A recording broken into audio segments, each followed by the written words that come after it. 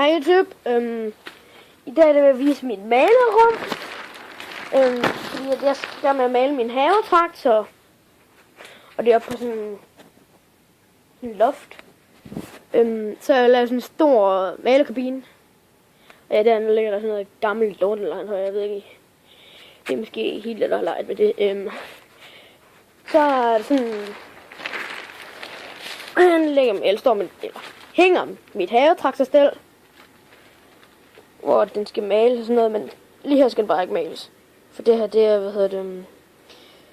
det der styrtøjsæde, altså, så hænger tandhjul her og sådan noget. Så hænger, vi har taget fortøj i dag lige, og så har vi taget bagtøjet. Jeg var pille alt det andet dag. Og ja, vi tog bare sådan hurtigt en skruetrækker, så den kunne hænge der.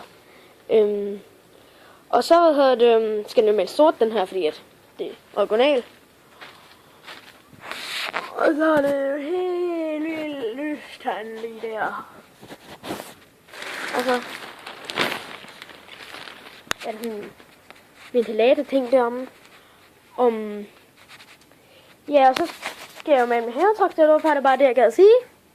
Ses YouTube!